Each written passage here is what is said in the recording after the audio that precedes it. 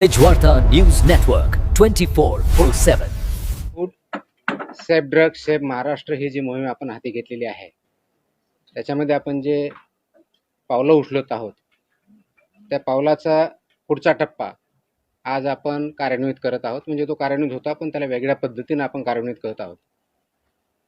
गेल्या 8-10 दिवसापूर्वी आपण HRE ऑर्डर काढली, हॉटेल्स रेस्टॉरंट्स इटरीच्या बाबतीतली ऑर्डर काढली आणि त्याबद्दलचं इम्प्लिमेंटेशन अक्रॉस महाराष्ट्र चालू आहे. त्याच्यावरती कारवाई होते आहे. आता त्याच्या पुढचं आपल्या अन्नामध्ये सर्वात महत्त्वाचा जो घटक असतो तो असतो दूध, मिल्क अँड मिल्क प्रॉडक्ट्स. त्या बाबतीत मी स्टार्टिंगला आल्यानंतर महाराष्ट्रातले जे दूध उत्पादक आहेत,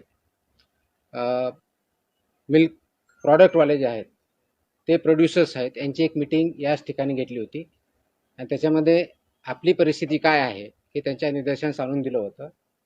कोणते रेग्युलेशन्स, रूल्स, स्टँडर्ड्स त्यांनी पाळायचे, कशा पद्धतीनं पाळायचे याबद्दलही त्यांना प्रेझेंटेशन करून जवळजवळ 1 तास त्याच्यामध्ये चर्चा करून त्यांना मार्गदर्शन केलं होतं. त्यानंतर बऱ्याच अंशी काही ज्या मोठ्या इस्टॅब्लिशमेंट्स आहेत त्यांनी त्यांच्या स्तरावर त्यांच्या कर्मचाऱ्यांचं प्रशिक्षण घेणं, त्यांचे जे व्हेंडर्स आहेत त्यांचं प्रशिक्षण घेणं, यांचंही काम चालू केलेलं आहे. ही चांगली गोष्ट आहे. परंतु फक्त तेवढ्यापुरतं जाऊन आपल्याला थांबता येणार नाही. आपल्याला सर्वंकष जी इकोसिस्टम आहे, दूध प्रक्रियेमधली पूर्णपणे इकोसिस्टम, अगदी प्रोड्युसरपासून म्हणजे फ्रॉम फार्म टू प्लेट, म्हणजे कंझ्युमरच्या ताटात जाईपर्यंत फार्म टू प्लेट ह्या कन्सेप्टवरती आपल्याला काम करावं लागणार आहे. आणि त्या साखळीमधले सर्वजण जे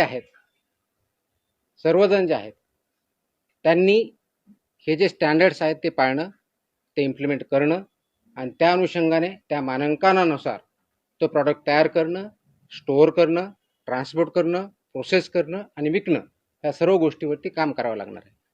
त्या अनुषंगाने आज आपण दुधातील भेसळ, कृत्रिम दूध आणि गंभीर अन्न सुरक्षा उल्लंघन जे आहेत दुधाच्या बाबतीत त्याच्याबद्दलच्या कॉम्प्रहेन्सिव्ह कंप्लायन्स ऑर्डर इश्यू केलेल्या आहेत. जसं हॉटेल रेस्टॉरंट इटरीच्या बाबतीत केल्या होत्या, तसं मिल्क आणि मिल्क प्रॉडक्ट्स याच्या बाबतीतले जे स्टँडर्ड्स आहेत, जे रेग्युलेशन्स आहेत, ते रेग्युलेशन्स सर्व साखळीमधले दूध उत्पादकापासून कंझ्युमरपर्यंत, फार्मपासून प्लेटपर्यंत हा जो कन्सेप्ट आहे इकोसिस्टमचा, त्या सर्व स्टेक होल्डर्समध्ये या पद्धतीने कॉम्प्रहेन्सिव्ह गाईडलाईन्स ज्या आहेत त्या आपण इश्यू केलेल्या आहेत. त्या कंप्लायन्स गाईडलाईन आहेत. त्या कुणाला बंदी घालण्यासाठी नाही आहे, तर त्या कंप्लाय करण्यासाठी आहेत. त्या करण्यासाठी आपण हे आजचे आदेश जे आहेत ते आपण इम्प्लिमेंट केलेले आहेत. हे आदेश इश्यू करण्यापाठीमागं जे आपल्याला सांगितलं त्याप्रमाणे दूध उत्पादकांना म्हणजे अगदी कलेक्शन सेंटरपासून, बल्क मिल्क कूलरपासून ते कोल्ड चेन मेंटेनपर्यंत, ते प्रोसेसरपर्यंत, पॅकर्सपासून, ट्रान्सपोर्टरपासून सेलर्सपर्यंत यांना कोणते नियम लागू आहेत. तर पहिला आता आहे ऑफकोर्स आपले जे रजिस्ट्रेशन किंवा लायसन्सिंगचे ते रूल 2011चे लागू आहेत. त्याचबरोबर अन्न उत्पादन मानके व अन्न संयोजके ज्याला म्हणतो तो पण स्टँडर्ड्स आणि रूल्स लागू आहेत. त्याचबरोबर दूषके, विषय व अवशेष हे जे आहेत 2011चे ते पण स्टँडर्ड्स लागू आहेत. विक्रीवरील प्रतिबंध व निर्बंध जे आहेत प्रोहिबिटेड आयटम्सच्या बाबतीत ते रेग्युलेशन्स ते पण लागू आहेत. लेबलिंग आणि प्रदर्शन हे जे आहेत हे पण लागू आहेत. अन्न सुरक्षा मानके पॅकेजिंग विनियमन जे आहे 2018 ते पण लागू आहेत. त्याचबरोबर अन्नाचे सदृढीकरण ज्याला फॉर्टिफिकेशन जे म्हणतो हे पण रूल याच्यामध्ये लागू 2018चे. आणि जाहिरात आणि दावे हे पण रूल्स अँड रेग्युलेशन लागू आहेत. म्हणजे 8 प्रकारचे रेग्युलेशन्स फसाई ॲक्ट 2006च्या अंतर्गत जे आहेत आणि 2011चे रूल्स प्लस हे 8 प्रकारचे मिनिमम रेग्युलेशन्स हे प्रत्येक जणाला लागू आहेत. याचं पालन होणं अपेक्षित आहे. आता हे पालन करण्याच्या दृष्टिकोनातून हे कुणाकुणाला लागू आहे हा प्रश्न आपल्या समोर आलेला असेल. तो सर्वात पहिला जो आहे दूध संकलन केंद्र, कलेक्शन सेंटर जे असतात ते किंवा बल्क मिल्क कूलर्स यांना लागू आहेत.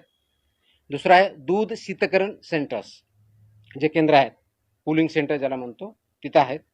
दुग्ध प्रक्रिया युनिट्स व उत्पादक ज्याच्यामध्ये पाश्चरायझेशन आपण करतो, प्रमाणीकरण करतो म्हणजे स्टँडर्डायझेशन, होमोजेनायझेशन जे करतो, निर्जंतुकीकरण करतो आणि त्याचबरोबर UHT प्रकल्प ज्याला म्हणतात म्हणजे अल्ट्रा हाय ट्रीटमेंटवाले जे प्लांट असतात त्यांना सुद्धा हे मानक रेग्युलेशन्स रूल्स लागू आहेत.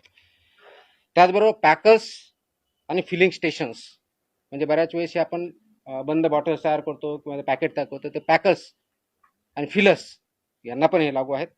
वितरक, वाहतूकदार आणि घाऊक विक्रेते यांना पण हे नियम लागू आहेत. किरकोळ विक्रेते, दूध बूथ्स, दूध विक्रेते व सुटे दूध विक्रेते यांना पण लागू आहेत. स्वयंचलित व बल्क दूध विक्री चालक यांना पाहिलं आहेत. ऑटोमॅटिक व्हेंडिंग मशीन याच्यामध्ये असतात त्यांना.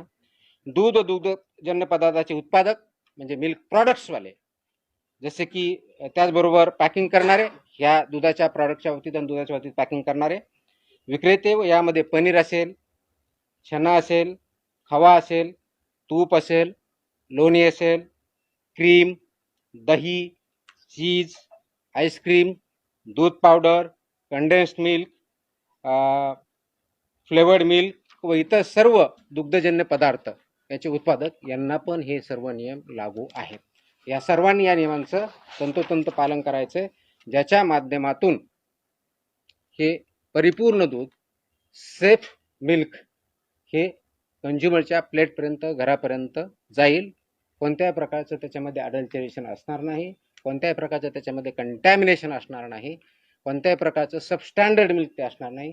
म्हणजेच सेफ असेल, अनसेफ किंवा सबस्टँडर्ड किंवा मिसब्रँडेड अशा प्रकारचं मिल्क किंवा मिल्क प्रॉडक्ट्स हे कंझ्युमरपर्यंत आपल्याला देता येणार नाही, विकता येणार नाही किंवा प्रक्रिया करता येणार नाही. यासाठी हे नियम लागू आहेत. हमेशा सच के साथ